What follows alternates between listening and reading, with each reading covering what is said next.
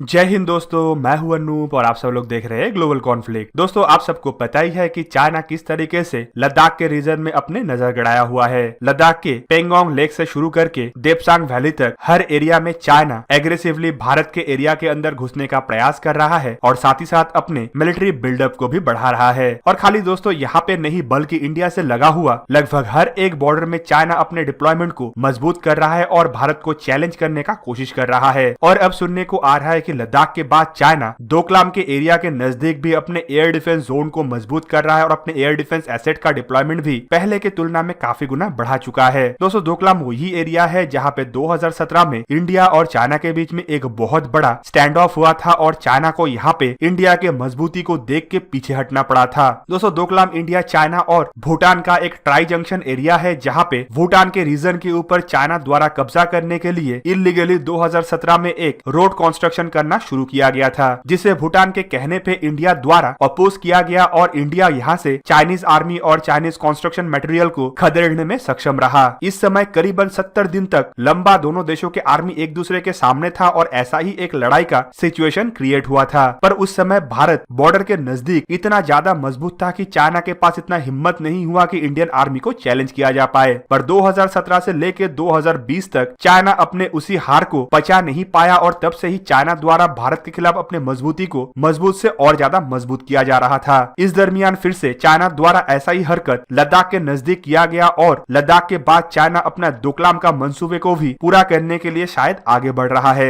दोस्तों, डोकलाम भारत के शिलीगुड़ी कॉरिडोर के काफी नजदीक है और ये एक ऐसा कॉरिडोर है जो इंडिया का नॉर्थ ईस्ट सेक्टर को बाकी इंडिया के साथ जोड़ता है। दोस्तों, ये एक बहुत ही संकरा एरिया है जो एक तरफ बांग्लादेश और दूसरे तरफ नेपाल के बॉर्डर से लगता है और डोकलाम एरिया से ये काफी नजदीक पड़ता है और इसी वजह से डोकलाम के एरिया में चाइना अपने इंफ्रास्ट्रक्चर और बिल्डअप को मजबूत कर रहा था। दोस्तों, एक तरफ जहां पे चाइना द्वारा बातचीत का झांसा दिया जा रहा है और इंडियन आर्मी के साथ और डिप्लोमेटिक लेवल में उच्च अधिकारियों के साथ बातचीत किया जा रहा है ताकि बॉर्डर डिस्प्यूट को सॉल्व किया जाए, वहीं पे एक हाल ही के सैटेलाइट इमेज द्वारा चाइना के छुपे हुए मंसूबे और दोहरा चरित्र का खुलासा किया गया, जहाँ पे इस सैटेलाइट इमेज में साफ साफ पता चल रहा है कि चाइनीज आर्मी द्वारा इंडिया, चाइना और भूटान के ट्राई जंक्शन एरिया में नया बिल्डिंग और इंफ्रास्ट्रक्चर को बनाया जा रहा है जो एक तरीके का एयर डिफेंस इंफ्रास्ट्रक्चर है। मतलब इस एरिया में चाइना आसानी से अपने एयर डिफेंस एसेट खास करके सरफेस टू एयर मिसाइल और एंटी एयरक्राफ्ट गनों का तैनाती कर पाएगा। दोस्तों, चाइना के नीति और चालबाजियों को लगभग दुनिया के हर एक देश आसानी से पहचान चुका है और भारत इसे तो कई साल पहले ही भनक लिया था। चाइना हमेशा उस एरिया को लेके बातचीत के तरफ आगे बढ़ता है जहाँ पे चाइना कमजोर होता है और जिस एरिया में चाइना मजबूत होता है वहाँ पे इलीगली दावा करने के साथ साथ चाइना अपने मिलिट्री का धमक भी दिखाने का कोशिश करता है।